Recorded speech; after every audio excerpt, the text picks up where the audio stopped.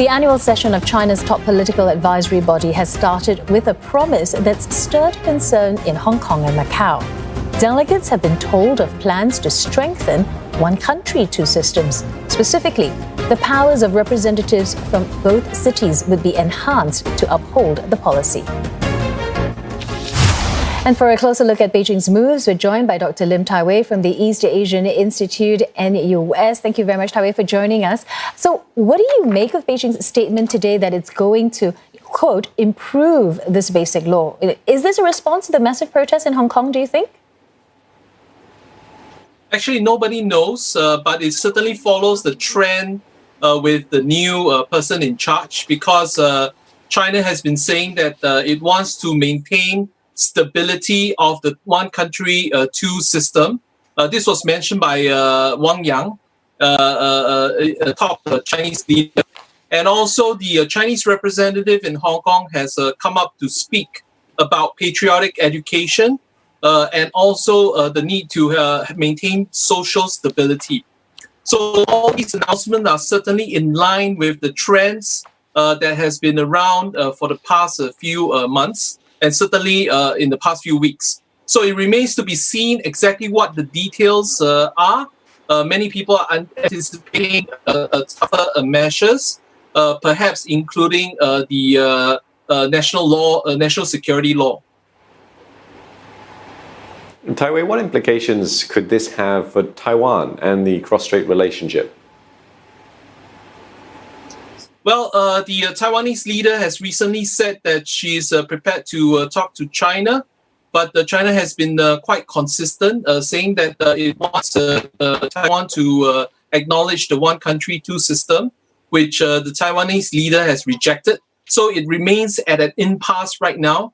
The trends in Hong Kong are carefully watched by Washington, which will have a stake in what develops in Hong Kong as well. Well, let's look at the economy, because, we know all eyes will be on China's economic numbers for the year. How bad do you think the numbers are going to be? Many say that the numbers are not going to be sort of precise this year, or they may have a band of numbers to replace the usual narrower band of precision numbers. Could be anywhere from 2 to 5% in terms of GDP growth. So it's not known whether an actual number will be mentioned, but certainly the leaders will be very cautious about what numbers they release. Perhaps for international observers, the more important number is unemployment numbers, which is not easily available as well. So the other number that international observers will watch out for is actually stimulus package. How much are they going to put into the stimulus package? So these three numbers will be watched quite closely, with the stimulus package probably the most watched numbers by international observers from the twin parliaments. And Tai Wei, what else will you be looking out for in this year's two sessions? Well, the one thing that everyone will be looking out for is the stimulus package. What kind of stimulus package are they going to put together? What is the magnitude of the stimulus package? And what kind of measures are going to be put in place in order to handle the COVID-19 pandemic impact? And also job creation. What kind of measures will there be for job creation? And also how the government will try to help small and medium-sized enterprises in China.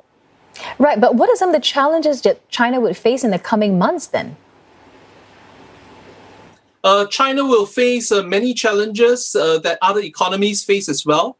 For example, the development of the COVID-19 outbreak. Will there be second wave or third wave of infection? What kind of mutations or new outbreaks will there be? Currently, in the northern parts of China, 100 million people are now under lockdown. So what kind of sort of a future new normal are we looking at? Certainly, the Chinese are trying to sort of figure out what the future challenges will be. Now, the other challenge that seems to be popping up recently are geopolitical challenges. There seems to be a ratcheting up of US, Sino-US tensions. in this case, geopolitical tensions. We could see a standoff in South China Sea, and also differences in opinion about the COVID-19 corona pandemic virus outbreak and the source of the outbreak itself. And in the contestation also in the WHO, World Health Organization, you can see that China has sort of mentioned that it will go along with it in terms of investigation of the source of the virus, but with certain conditions attached, and has pledged $2 billion to the World Health Organizations. So geopolitical challenges will also probably be in the spotlight for many people. Yeah, indeed. And everyone will be tuning in tomorrow as well in China. Thanks very much, Tai Wei, for speaking to us. Dr. Lim Tai Wei, Adjunct Senior Research Fellow at the East Asian Institute, NUS. We also do apologize for the slight audio disruption in Tai Wei's interview there.